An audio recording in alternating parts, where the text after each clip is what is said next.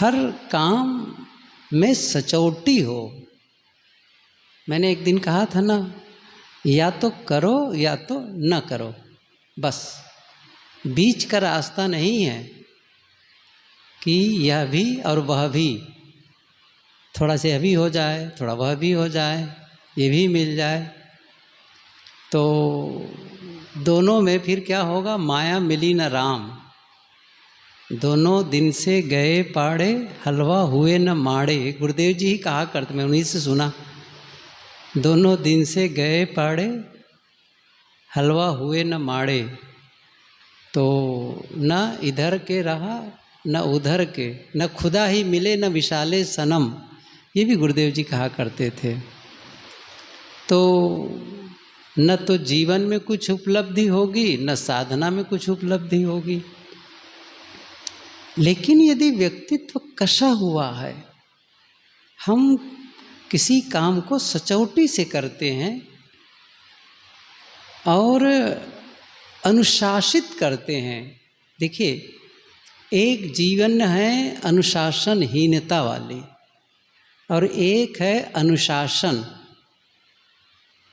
जब कभी बच्चों के बीच बोलना होता है, खासकर स्टूडेंट्स के बीच में, कभी विद्यालय में बोलना हुआ, कभी किसी जगह, तो उन लोगों को कहता हूँ कभी कभी कि भाई आप यहाँ हैं और आप यहाँ जाना चाहते हैं, यहाँ से यहाँ जाना चाहते हैं, अभी आपका वर्तमान स्थिति ये है, लेकिन मनचाहा रूप ये है।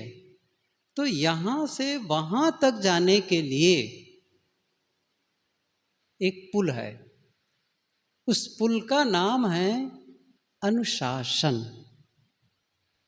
अनुशासन, और उसको और बढ़िया से कहना चाहें तो वह है आत्म अनुशासन। एक पुस्तक मैंने पढ़ी, आत्म अनुशासन की शक्ति, अच्छी खासी मोटी पुस्तक है, कमाल की है, आत्म अनुशासन की शक्ति। और उसमें नीचे सेंटेंस लिखा है, बहाना बनाना छोड़ें। तो बहाना को कट किया है ऐसा, मतलब वो कवर पेज में ही बता रहा हूँ, वो ऐसा लिखा ही है, बहाना ऐसा करके उसको क्रॉस किया है लाल रंग से, बहाना बनाना छोड़ें। हम अपनी जीवन की जिम्मेदारी लें। अभी कुछ दिन पहले ही मैं कह रहा था, जब मैं छोटा था किसी बच्चे की बात आई थी कि जिम्मेदारी वो समझने लगेगा तो ठीक होगा। तो मैंने कहा, जब मैं छोटा था ना तो पिताजी कहा करते थे, मेरे से नहीं दूसरे से, कभी जब तक वो अपनी जिम्मेदारी नहीं समझेगा तो फिर कहने से क्या होगा। तो मैं कहा कि तब तो मैं जिम्मेदारी समझता ही नहीं था किसे कहते हैं जिम्मेदारी, और आज मैं जिम्मेदारी पर प्रवचन करता हूँ। जिम्मेदारी क्या है? मन चाहे सफलता कैसे पाएं, 25 सूत्र बताए हैं एक पुस्तक में। पुस्तक का नाम है मन चाहे सफलता कैसे पाएं। 25 सूत्र हैं उसमें। पहला सूत्र क्या है? अपनी जिंदगी का 100% जिम्मेदारी लें। मेरी आवाज वहां तक गई? सुनाई पड़ी? नहीं पड़ी? क्या कहा मैं? आवाज तो गई, लेकिन भीतर तक गई कि नहीं, है मैं कहना चाहता हूं। क्या कहा? 100% जिम्मेदारी। और आप कहेंगे मैं तो 100% जिम्मेदारी लेता हूं, तो उसका अर्थ समझ लीजिए। 100% जिम्मेदारी लेने का अर्थ है, उन्होंने ये भी लिखा है, 99 से काम नहीं चलेगा। आप कहेंगे यहाँ तो हम 33% पाते हैं और पास हो जाते हैं, 60 में तो फर्स्ट डिवीजन हो जाता है ना। और वहाँ क्या कह रहे हैं? 99 से काम नहीं चलेगा, 100% जिम्मेदारी लें। और 100% जिम्मेदारी लेने का क्या अर्थ है? इसका अर्थ है कि हमारे जीवन में, आपके जीवन में जो कुछ भी हो रहा है, जो कुछ भी सुख दुख, हानि लाभ, हर्ष शोक, स्वास्थ्य बीमारी, मान अपमान, धनी मतलब गरीबी समृद्धि, जो भी हो रहा है उसके लिए आप किसी दूसरे को शिकायत नहीं करते, दूसरे को नहीं कहते कि मैं उसके कारण ऐसा हुआ। यह है जिम्मेदारी लेना। उसको क्या ना, मेरा स्वास्थ्य खराब है, मैं जिम्मेदार, मैं गरीब हूं, मैं जिम्मेदार, मेरा मन अशांत है, मैं जिम्मेदार, मेरे संबंध में संघर्ष है, मैं जिम्मेदार, मेरा मुझे अपमान मिला, मैं जिम्मेदार।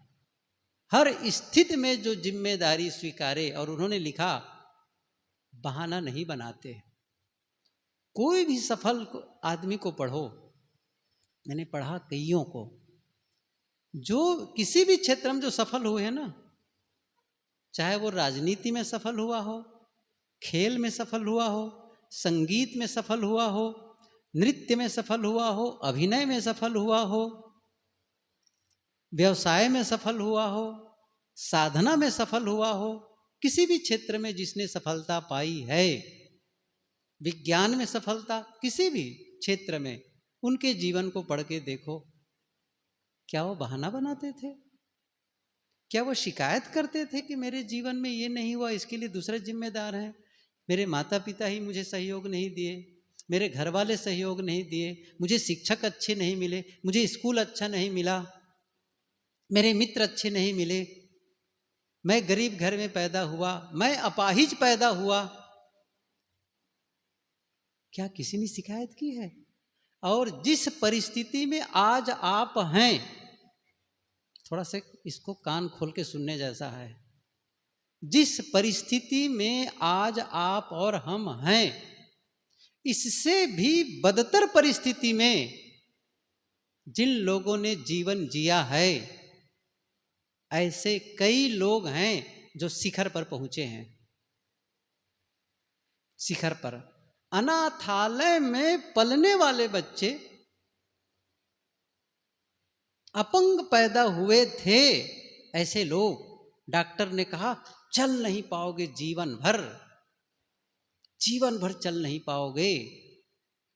अब नाम गिनाने लगूं ना तो बहुत हो जाएगा, एक ही नाम तो बता दूं कम से कम। विल्मा रुडोल्फ एक महिला हो गई, 1960 के ओलंपिक में वो उस लड़की से कह रहा हूं जिसको डॉक्टर ने कह दिया था छुटपने में उनको पोलियो हो गया था, अपाहिज, और वो दीवार के सहारे वो चल ही नहीं पाती थी। चली, डॉक्टर ने कहा जीवन भर नहीं चल पाएगी। अंत में अपना वो पैर में जो नकली पैर लगाए थे उसको निकाल दिया, दीवार के सहारे लेकर, वो प्राचीर बना हुआ था फेंसिंग, उसको लेकर के चलने लगी और कुछ करने लगी। माँ उनके सहयोग करती रही। और जानते हो क्या हुआ? प्राइमरी में जब वो पढ़ने लगी तो दौड़ में भाग लेती है, सबसे पीछे, फिर भाग लेती, फिर पीछे, फिर भाग लेती, फिर पीछे, फिर पीछे, फिर धीरे धीरे आगे, फिर धीरे धीरे आगे।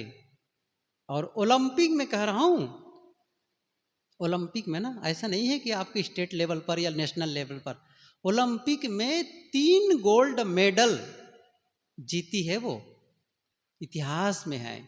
और वो प्रतिद्वंदी था उनका जुत्था हेन, जिसको कोई हराया नहीं था, उसको उसने हराया। एक बार 100 मीटर, 200 मीटर और रिले रेस में। और हम क्या कह रहे हैं? परिस्थिति मेरे अनुकूल नहीं थी। एक और नाम सुनो, बताऊं, और जो सब जानते हैं, हेलन केलर। अंधी, बहरी, गूंगी, आंख से देख नहीं सकती थी, कान से सुन नहीं सकती थी, मुंह से बोल नहीं सकती थी। कमाल है ना? जानते हो? उनके बारे में पढ़ के देखिए, उन्होंने लिखी मेरी कहानी, उनकी पुस्तक मैंने पढ़ी, मेरी कहानी। उनके बारे में एक लेखक ने लिखा, और जो लिखा है ना वो खुद अपाहिज, उन्होंने लिखा, एक मिस्र, कोई नाम इस समय याद नहीं आ रहा है, हेलन केलर के बारे में। कैसे पढ़ी होगी वो, और उसकी पढ़ाने वाली जो सलीवान, वो तो पागल ही थी पूरी तरह से। और कैसे कैसे, अभी उसी को बताऊंगा पूरा समय ही चला जाएगा। कमाल के लोग ये लोग हैं। वो हेलन केलर एडिसन के लैब में चली जाती थी और उनके यंत्रों को छूती थी, बड़ी मित्रता थी उनसे। और उस समय को जो राष्ट्रपति थे अमेरिका के, जो खुद अपाहिज थे, एफडी क्या ऐसा कुछ नाम था उनका, रूजवेल्ट, ऐसा देखो भी पूरी तरह से नहीं है, वो खुद चलने व्हील चेयर पर चला करते थे उस समय वो थी तो। और जापान गई, जब हिरोशिमा में जो नागासाकी में जो बम गिरा दिए थे अमेरिका वाले, तो बड़ा संबंध खराब था ना, ये जा करके मित्रता स्थापित करती हैं। भारत आई, और नेहरू जी, कहा जाता है कि जब भारत आई तो दिल्ली को बहुत सजा करके रखे थे, और वो उसके चेहरे को ऐसा टटोलती है नेहरू जी के, क्योंकि वो देख तो सकती नहीं थी। उन्होंने कहा बहुत सुंदर हैं आप, किसी मूर्ति की, डेविड की मूर्ति के समान बड़े सुंदर हैं। मैंने उनके चित्र भी देखा कि रविंद्रनाथ टैगोर ऐसे हाथ उठ के रख करके उनको कविता सुना रहे थे, और कैसे वो समझते थे कि कोई बोलता ना तो उसके मुंह में ऐसे हाथ रखती थी और समझ लेती थी क्या बोल रहे हैं। बाद में तो कुछ ग्राहम बेल जो उनके समय के थे, तो उन्होंने एक यंत्र ऐसा कुछ निर्माण किया जिसके माध्यम से वो सुन सकती थी, कैसे कैसे वो इलेक्ट्रोड फिट किया गया, वो सब उसका विस्तार है। पढ़े कैसे, कैसे बताएं कि ये वाटर है, पानी है। तो उसकी जो शिक्षिका थी, हाथ में ऐसे पानी गिराती थी और उसके एक हाथ में ऐसा उंगली से लिखती थी वाटर, ऐसे कहा करके, मतलब ये जो गिर रहा है ना ये वाटर है, पानी है, ऐसे समझने लगी थी। खैर, ये सारी बातें मैं क्यों बता रहा हूं, जो शरीर से भी पूर्ण नहीं थे वे लोग सफलता पाए हैं। गरीब से गरीब घर में जन्मे लोग और जिनको सताया गया, ऐसे लोग सफल हुए हैं अपने क्षेत्र में, और आज हम शिकायत करते बैठे हुए हैं। क्यों? क्योंकि हम वैसा काम ही नहीं कर रहे हैं। सच कहो तो हम काम करेंगे, हमें भी सफलता मिलेगी। मैं इसलिए कह रहा था कि हम किसी जब निश्चित कर लें कि हमें जाना है, तो फिर जैसे 10 बजे का मतलब क्या होता है, 10 बजे का मतलब 10 बजे होता है, और सच कहूँ ना 10 बजे का मतलब होता है 9:55।